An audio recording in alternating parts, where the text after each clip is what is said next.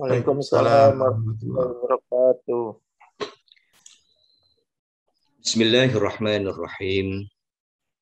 Alhamdulillahirabbil alamin. Assalatu wassalamu ala asyrafil anbiya wal mursalin wa ala alihi wa ashabihi ajmain, amma ba'd. Kepada semua guru-guru saya yang selalu saya ta'zimi, yang selalu saya taati, yang selalu saya dengarkan nasihatnya. Ini banyak para sesepuh bini sepuh. Ada Prof. Lutfi, ada Pak Sutrisno, ada Pak Munasik, dan semuanya yang tidak bisa saya sebutkan satu persatu. Alhamdulillah pada kesempatan malam hari ini kita dapat bersama-sama bertemu dan istiqomah dalam majelis arba'in. Ini sebenarnya kalau bahasa Mas Lutfi ini karena ini membadali tukeran jadwal karena sahabat saya Ustadz Hasan Asy'ari mungkin sedang ada kegiatan, dan pada malam hari ini alhamdulillah kita bisa diringankan oleh Allah Subhanahu wa taala bersama-sama hadir. Pokoknya prinsip kalau ngaji itu jumlahnya minimalis, tidak usah berkecil hati ya Mas Lutfi. Karena kalau kiai saya dulu memberikan nasihat itu, ngaji isinya 1 orang ya jatahnya sama, 100 orang ya sama, karena orang ngaji itu seperti orang yang mendatangi prasmanan. Orang yang mendatangi prasmanan itu makanan itu mau dimakan atau tidak, dibungkus atau tidak, makanan itu tetap tersaji. Maka beruntunglah kita yang menghadiri prasmanan malam hari ini, karena Allah Subhanahu wa taala insya Allah akan memuliakan hambanya yang senantiasa ringan di dalam menambah kebaikan. Bahkan itu merupakan ciri-ciri orang yang dimuliakan oleh Allah Subhanahu wa taala. Salah satu ciri orang yang dimuliakan oleh Allah adalah orang yang selalu ringan dalam hal menjalankan kebaikan. Sama-sama ada azan, yang satu merespon dengan santai, yang satu benar-benar mendengarkan, ya, yang satu bahkan itu ada yang bisa ngedumel itu Pak Sud, ya. Misalnya orang bilang ya Allah beradan kok iki adan meneh. Ya ngoten niku wonten. Jadi jangan sampai kok ketoke soalnya apa? Soalnya sholat duhurnya tadi jam 2:30 kurang. Ya kan? Makanya begitu habis assalamualaikum warahmatullahi wabarakatuh, assalamualaikum warahmatullahi wabarakatuh, kok asar. Makanya ya kok adan meneh, adan meneh. Respon terhadap hal-hal yang demikian itu sesungguhnya menjadi potret jati diri kita yang sesungguhnya. Nah, kita berada di bagian mana? Apakah kita berada pada barisan orang yang merespon positif atas panggilan-panggilan itu? Apakah kita termasuk orang yang merespon cepat, merespon dengan bahagia ketika di depan itu terhidang ya kebaikan-kebaikan yang berada di depan kita, ataukah sebaliknya kita sesungguhnya orang yang tidak nyaman ketika berbagai peluang, kesempatan, kebaikan itu berada di depan kita. Oleh karena itu, maka mari kita syukuri kita masih diberikan sehat jasmani, sehat rohani, sehingga dapat memanfaatkan waktu malam hari ini untuk mengkaji sunnah nabawiyah yang terangkum di dalam hadis Al-Arba'in An-Nawawiyah. Bapak Ibu yang dirahmati Allah Subhanahu wa taala, materi pada malam hari ini merupakan lanjutan dari materi pada pekan sebelumnya, yaitu pada Al-Hadisur Rabi'. Ini nampaknya tidak perlu saya baca karena panjang ya. Nanti selesai baca tahu-tahu waktunya habis ya. Jadi Saya hanya ingin memberikan review di awal bahwa Allah Subhanahu wa taala menciptakan manusia ya 40 hari menjadi mani, 40 hari menjadi segumpal darah, 40 hari menjadi segumpal daging hingga kemudian Allah mengirimkan malaikat hingga segumpal daging itu diberikan roh, diberikan kehidupan oleh Allah Subhanahu wa taala. Pekan kemarin juga sudah didiskusikan diskusi yang cukup berat ya. Yang ini kalau ditangani oleh profesor-profesor biologi, saya kira akan lebih gayeng, dan ini yang disebut dengan Unity of Science, kesatuan ilmu. Bahwa Allah Subhanahu wa taala di dalam 120 hari itu, hari yang ke-120, Allah Subhanahu wa taala telah menuliskan rezeki kita bagaimana, amal kita bagaimana, kemudian jatah umur kita seperti apa, sampai berapa, termasuk apakah kehidupan kita di dunia itu bahagia atau tidak. Maka di sini kita bicara tentang konsep takdir. Pertanyaannya adalah, ketika Allah Subhanahu wa taala sudah menentukan 4 komponen penting itu, jatah umur kita sekian, jatah rezeki kita ini, jalan hidup kita seperti ini. Pertanyaannya yang kemarin menjadi penutup dari kajian kemarin, bahwa takdir itu ada yang bisa dirubah dan ada yang tidak bisa dirubah. Takdir yang bisa dirubah itu disebut dengan takdir mu'allaq. Mu'allaq itu secara etimologi artinya adalah digantung.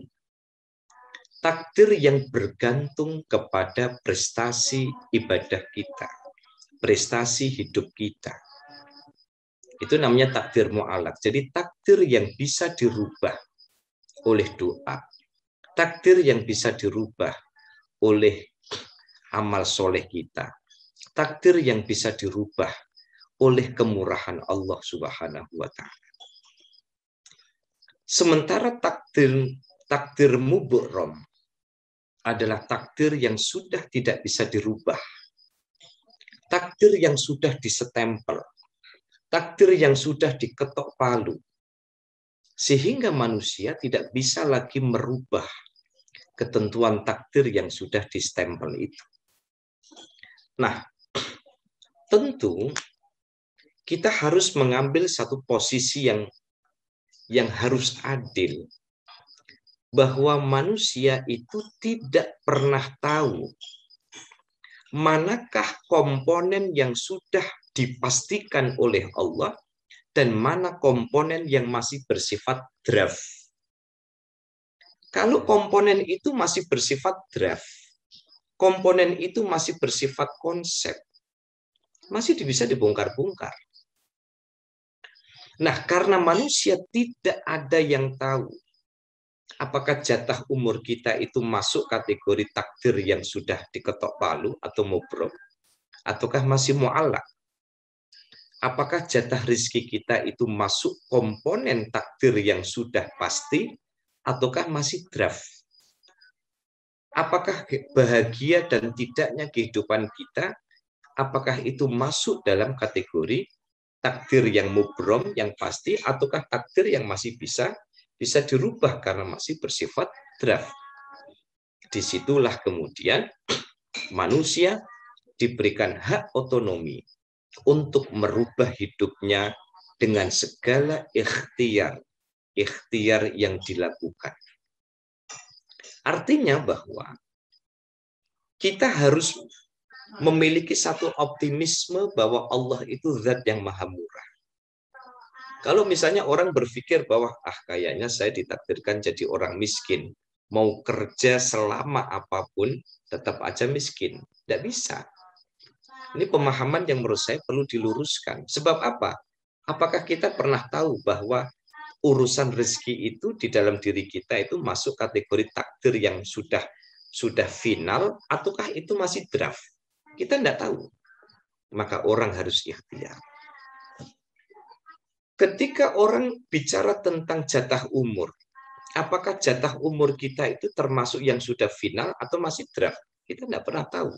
Maka kita harus ikhtiar, menjaga kesehatan, makan yang bergizi, ya, nutrisi otak, nutrisi hati dipenuhi, nutrisi fisik, nutrisi tubuh juga harus dipenuhi.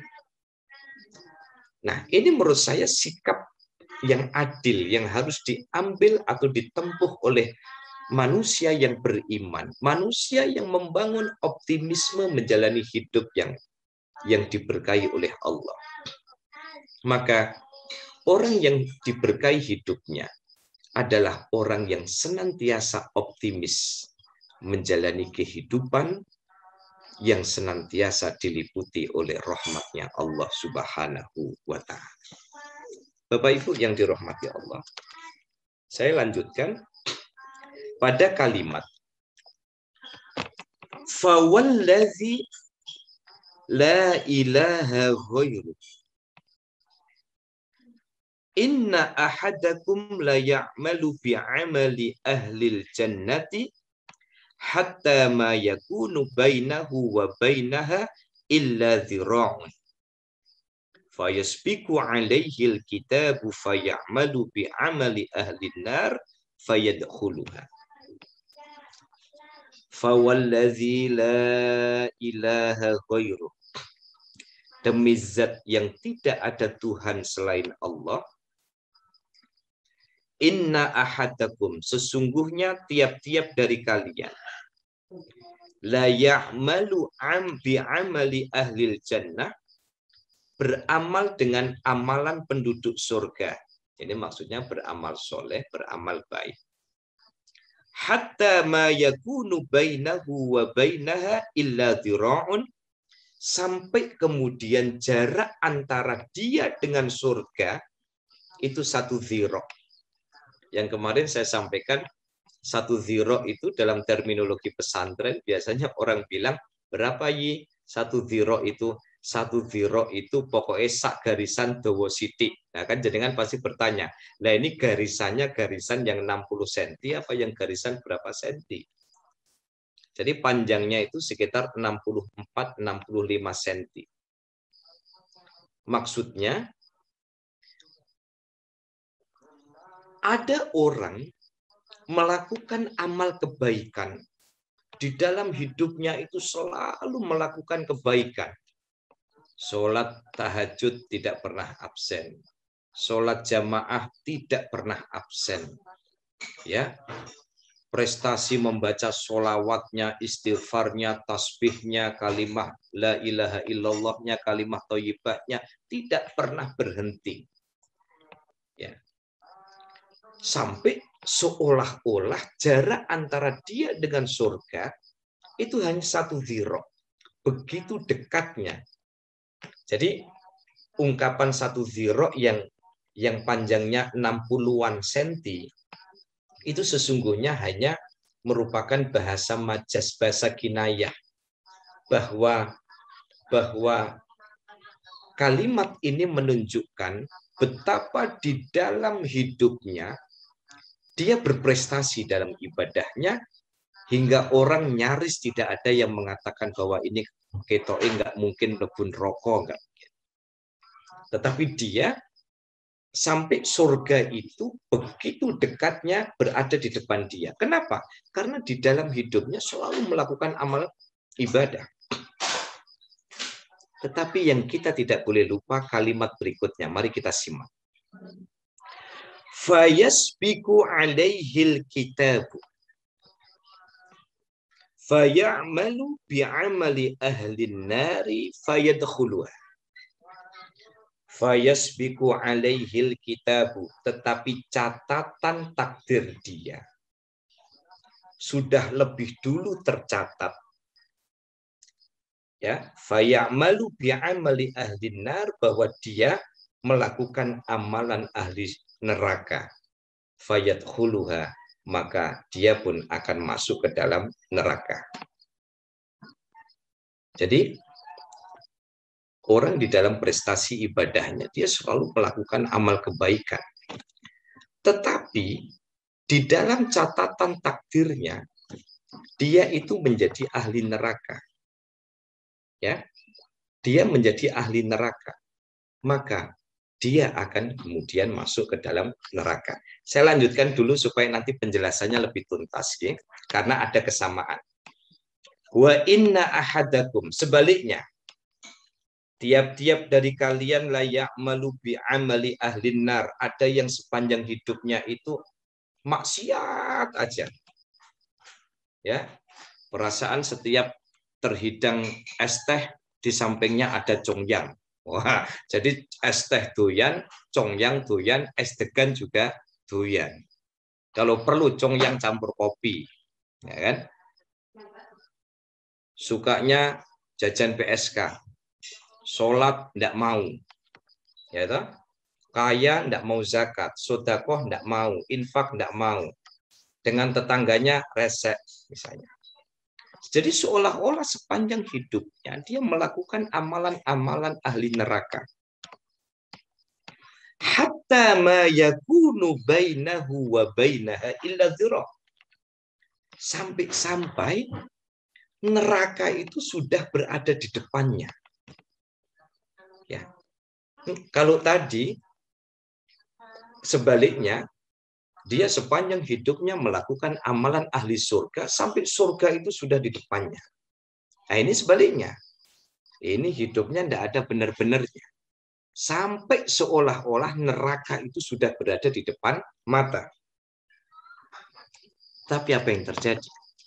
Fayasbiku alaihil kitabu, bahwa catatan dulu ketika catatan takdirnya itu sudah tercatat lebih dulu, fayamalu bi'amali ahlil jannati, dia tercatat sebagai penghuni surga.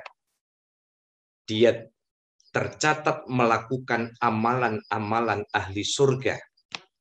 Hingga kemudian meskipun sepanjang hidupnya dia melakukan amalan ahli neraka, ternyata dalam catatan takdirnya dia menutup amalnya dengan amalan ahli surga, fayadkhuluha, hingga kemudian dia masuk ke dalam surga. Rawahul Bukhari wa Muslim. Hadis ini diriwayatkan oleh Imam Bukhari dan Imam Muslim. Hadis urutan yang keempat dari kitab Al-Jami' fi Syarhil Arba'in An-Nawawiyah. Saya ingin memberikan ulasan tentang hadis ini. Yang pertama, saya ingin memulai dengan sebuah pertanyaan. Apakah surga dan neraka itu sudah ditetapkan oleh Allah Subhanahu wa taala? Jawabannya adalah ya. Ya, jawabannya adalah ya. Apakah saya masuk surga atau masuk neraka? Jawabannya adalah wallahu a'lam. Tidak ada yang tahu. Apakah kemudian hadis ini dimaknai bahwa orang itu kalau sudah tercatat sebagai ahli neraka, mau ngapa-ngapain, ya, seberapa tinggi dan seberapa banyak prestasi ibadahnya, tetap aja tidak bisa bikin dia masuk surga. Apakah berarti demikian? Tidak. Saya menukil penjelasan dari Syekh Ahmad Mamduh. Beliau ketua Dewan Fatwa di Al-Azhar, jajaran ketua Dewan Fatwa, menyebutkan bahwa hadis ini tidak dimaknai bahwa surga dan neraka itu sebagai ketentuan pasti. Ya. Bukan. Kalau kita sudah tercatat sebagai ahli neraka, akhirnya kita mau sholat, mau tahajud, mau hajat, mau tasbih, maka tidak bisa bikin kita masuk surga. Bukan itu. Tetapi yang dimaksud dengan kata fayasbiku artinya adalah ketika di Lauhul Mahfud itu ada catatan, di situ ada satu episode panjang bahwa di Lauhul Mahfud itu perjalanan hidup kita itu rekodnya sudah ada. Jadi rekodnya sudah ada. Dan surga dan neraka itu sesungguhnya adalah pilihan. Bapak Ibu, di mana letak adilnya Allah? Letak adilnya Allah itu adalah manusia itu dibekali dengan hati dan nafsu. Hati mendorong kepada kebaikan, sementara nafsu mendorong kepada kemaksiatan. Ada dua modal maksud saya, yang diberikan Allah kepada kita. Kemarin sudah sempat saya singgung, tapi sedikit ya, bahwa manusia itu sebenarnya ibarat orang bisnis, itu sama-sama dikasih modal sama Allah. Modal nafsu dan modal hati nurani. Nah, kita mau antara, kan begini misalnya ya, ada dua orang dikasih uang 100 juta. Yang satu mengelola 100 juta itu diputar untuk sego kucingan. Mas Lutfi, kira-kira kalau orang bikin sego kucingan 100 juta itu bisa dapat berapa gerobak itu, Mas? Bergerobak-gerobak, Ustaz. Oh, bergerobak-gerobak ya. 100 juta, enggak perlu sampai 100 juta ya. Itu kayaknya 1 juta cukup satu gerobak ya kayaknya ya. Malah cuman model gerobak aja, Ustaz. Yang lain kan titipan. Oh gitu. Oh itu cuma titipan itu ya. Iya, kebanyakan. Oh gitu. Jadi cuma model gerobak saja ya. Gerobak dipesankan yang murah. Orang dikasih ya karena fatwanya Mas Lutfi ternyata itu modalnya sedikit. Saya kasih contoh orang dikasih uang 1 juta, 5 juta lah. Yang satu muter 5 juta itu untuk apa? Dandakno gerobak. Dandakno gerobak misalnya habisnya 2 juta. 3 jutanya misalnya buat kulaan Indomie, Sarimi, ya kan? Dan macam-macam, kopi, ya, Marimas. Tetapi yang satu sama-sama dapat 5 juta dipakai buat kebutuhan konsumtif. Buat apa? Jeng-jeng, jalan-jalan, beli baju, ya toh? Ambil kredit motor misalnya. Bapak Ibu sekalian, ada dua orang dengan modal yang sama, tetapi cara memanfaatkannya berbeda. Sama dengan kita. Kita punya modal dua. Hati, nafsu. Tinggal kita mau ngecas yang sering kita cas yang mana. Kalau kita pengen jadi orang benar, kita pengen jadi orang baik, berarti yang kita cas adalah bagaimana hati ini menjadi dominan, ya, dengan jadwal yang begitu padat, jadwal yang positif, kapan jadwal tahfidz, kapan jadwal khataman Quran, kapan jadwal majelis taklim, kapan jadwal ngajar, kapan jadwal silaturahim, semuanya isinya apa? Jadwalnya padat dengan amal-amal kebaikan. Ketika kebaikan itu dicas terus, maka dia powernya semakin kuat. Ya, dia powerful. Sehingga apa? Sehingga nurani itu menjadi kuat, nafsu itu kemudian dipecundangi oleh hati. Tetapi ada orang yang memilih yang dicas itu nafsunya. Ya, misalnya apa? Misalnya sholat tidak mau, silaturahim tidak mau, isinya cuma maksiat. Akhirnya apa?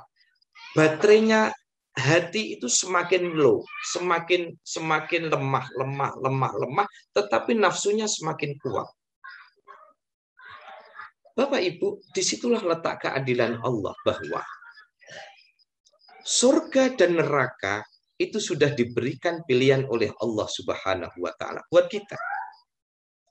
Nah, kita mau menuju jalan yang kanan menuju surga ataukah jalan kiri menuju neraka.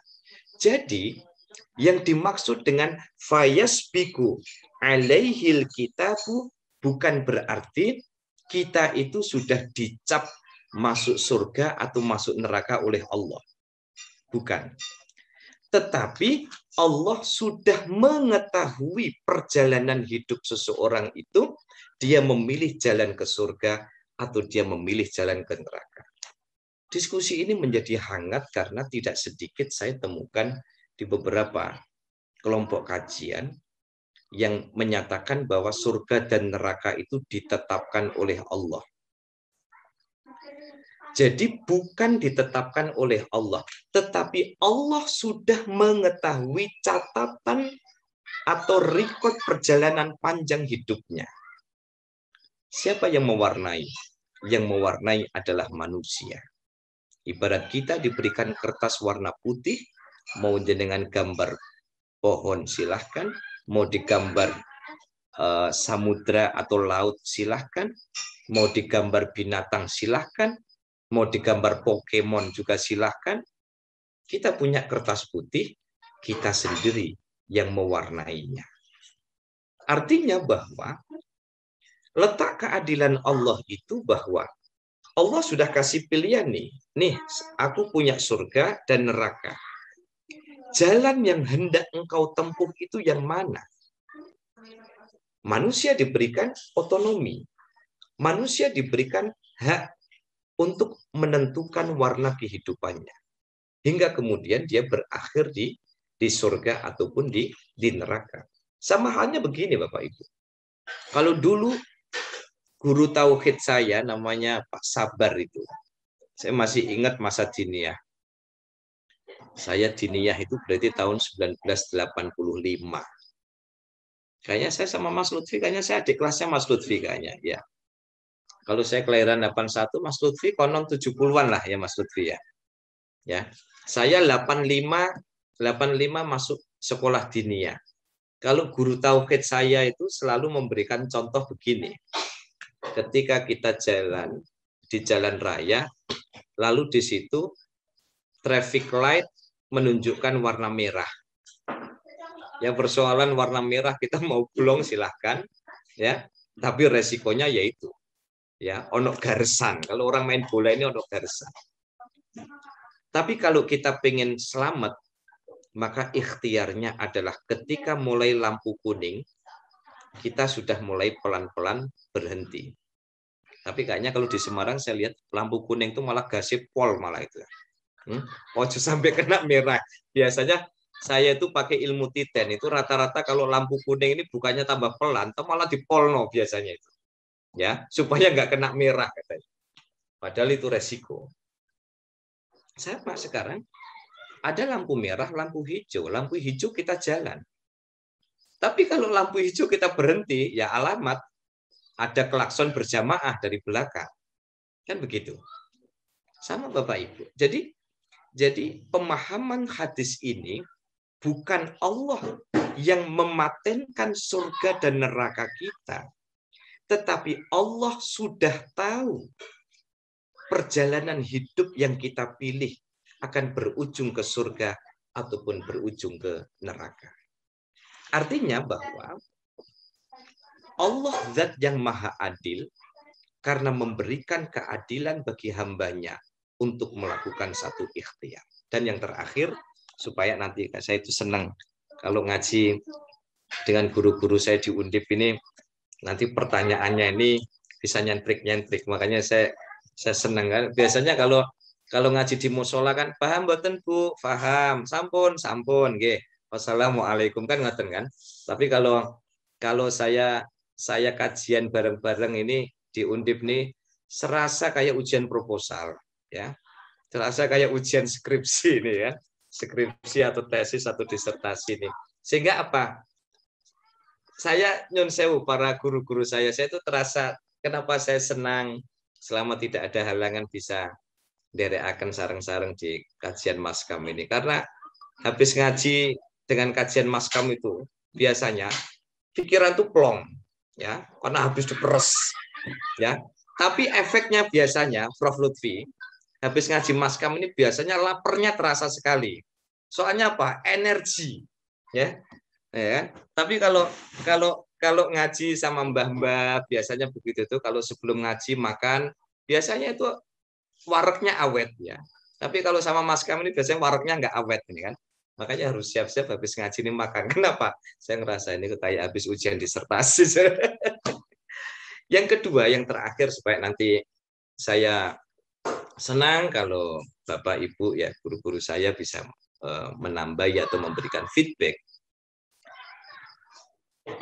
Hadis ini selain bicara tentang otorisasi yang diberikan oleh Allah kepada manusia untuk menentukan apakah kita happy ending atau sad ending, apakah kita akan di surga atau di neraka, itu ternyata Allah memberikan pilihan kepada kita. Sehingga saya tidak, ya, bahkan sering sekali ya saya lihat di beberapa kajian itu, hadis ini diartikan begini, dan Allah sudah tentukan surga dan nerakamu. Maka meskipun kamu sholat, tapi kalau takdirmu masuk neraka, tetaplah kau masuk neraka. Ya, kalau kau ditakdirkan masuk surga, meskipun kau ahli maksiat, tapi karena takdirnya, nah, saya mencoba untuk melihat sisi lain dengan pemahaman yang berbeda. Jadi yang sudah ditetapkan itu artinya adalah Allah sudah tahu rekaman perjalanan hidup kita selama sekian tahun hidup di dunia. Dan yang terakhir, hadis ini sesungguhnya memberikan motivasi kepada kita untuk senantiasa melakukan ikhtiar yang optimal, ikhtiar yang maksimal untuk mencapai kegiatan-kegiatan yang prestatif. Prestasi ibadah, baik ibadah itu sifatnya spiritual maupun ibadah sosial. Kita tidak pernah tahu bagaimana akhir dari perjalanan hidup kita. Betapa banyak kisah yang menunjukkan ya bagaimana orang yang di dalam kehidupannya kelihatannya dia ahli ibadah, tetapi karena dia sombong, tetapi karena dia tidak bisa menjaga hatinya, akhirnya dia sad ending. Maka husnul khotimah itu adalah idaman semua orang. Maka hadis ini sesungguhnya memberikan message kepada kita, yuk kita jaga kemurnian amal ibadah kita. Jangan sampai kemudian amal kebaikan yang kita lakukan bukan menjadi syafaat bagi kita, tetapi justru menjadi fitnah bagi kita. Al-Quran itu luar biasa. Tapi kalau kita sering membaca Al-Quran, kita merasa telah melakukan amal soleh, dan itu kita jadikan sebagai alat ukur antara amal kita dengan amal orang lain, disitulah problem mulai muncul. Misalnya saya bilang sama Mas Lutfi nih, Mas Lutfi, alhamdulillah, ya misalnya ini misal saja loh Pak, ini misal saja Bu. Misalnya saya bilang sama Mas Lutfi, alhamdulillah saya itu sehari itu khatam sampai 11 juz. Saya tidak sombong Mas Lutfi, saya cuma bicara realitas. Saya juga heran kok kenapa saya kok sehari bisa baca 11 juz misalnya. Tapi kalau saya lihat Mas Lutfi ini kayaknya pernah baca Quran apa enggak ya? Ini mulai problem ini. Ini mulai problem. Ketika kita sudah mengandalkan amal ibadah kita, ya, dan amal ibadah itu kita jadikan standar ganda untuk menilai orang lain, itulah ciri-ciri amal ibadah yang tidak pernah akan sampai di hadapan Allah Subhanahu wa Ta'ala. Kenapa? Karena amal ibadah itu menjadi fitnah bagi dia. Saya ingin menutup dengan sebuah pesan dari Imam Zarnuji. Imam Zarnuji itu adalah seorang tokoh yang menulis kitab berjudul Ta'lim al-Muta'allim, yang menjadi bacaan wajib hampir di seluruh pesantren. Imam Zarnuji memberikan satu pesan. Seseorang kelihatannya melakukan amal akhirat, padahal itu sekedar menjadi amal dunia. Tetapi sebaliknya, ada orang yang kelihatannya melakukan amal duniawi, tetapi sesungguhnya amal itu menjadi syafaatnya di akhirat kelak. Saya kasih contoh. Ketika kita membaca Al-Quran, kesannya, image-nya adalah amal akhirat. Kita bangga bahwa dengan satu huruf ada 10 kebaikan. Ya, kita bangga bahwa dengan bacaan Quran itu akan menghantarkan kita ke dalam surga. Kata Imam Zarnuji, kelihatannya sih ngamalnya ngamal akhirat, padahal sekedar duniawi. Kenapa? Karena Qur'annya tidak membuatnya memiliki perilaku yang baik.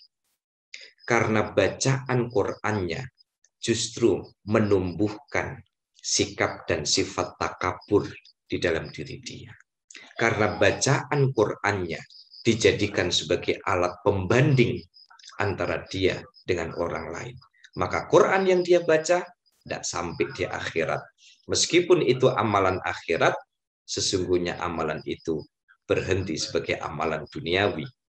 Tetapi sebaliknya, ada amalan duniawi, tetapi karena dilandasi dengan ketulusan niat, ternyata amalan sepele duniawi itu menghantarkan dia hingga di akhirat mendapatkan kemuliaan dari Allah. Ketika ada seseorang membantu tetangganya yang sakit, tetangganya tidak punya mobil, akhirnya kemudian ditawarin, "Mbah, kalau kerso saya antar ke rumah sakit." Yang nyetir siapa? Biar saya nyetir. Nah, saya tidak punya uang buat beli bensin. Tidak apa-apa, Mbah. Tidak usah mikir bensin, tidak usah mikir rental, saya antarkan, semoga dapat obat. Jenengan antarkan. Nyetir mobil amalan duniawi. Tetapi karena ketulusan niat membantu sesama makhluk Allah, ternyata apa? Kelihatannya nyetir, kelihatannya cuma beli bensin, kelihatannya cuma ngambilkan kursi roda, tetapi karena ketulusan niat menolong hamba Allah, ternyata amalan itu yang menghantarkan dia mendapatkan kemuliaan di akhirat. Maka kalau begini saya jadi ingat pesannya Allah yarhamu Kiai Haji Maimun Zubair. Jangan pernah menyepelekan amal baik.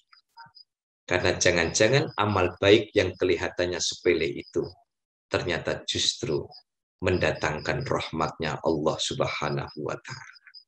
Masuk kloset, ada semut, semut diambil supaya nggak kena flushing. Jangan-jangan itu yang menyebabkan bapak ibu kita di kampung yang jauh dari kita dijaga oleh Allah Subhanahu wa Ta'ala. Jangan-jangan ketika jenengan muter ada Pak Ogah polisi swasta, jenengan kasih uang 2.000, matur nuwun ya Mas, sudah diseberangin. Jangan-jangan 2.000 itu yang dapat mendatangkan keselamatan panjenengan selama perjalanan itu.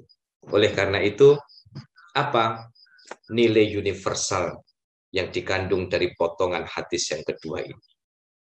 Manusia harus memiliki optimisme yang tinggi untuk mencapai prestasi-prestasi terbaik, agar prestasi itu dapat mendatangkan rahmatnya Allah Subhanahu wa Ta'ala. Matur nuwun, semoga bermanfaat. Assalamualaikum warahmatullahi wabarakatuh. Dan saya kembalikan kepada Mas Lutfi.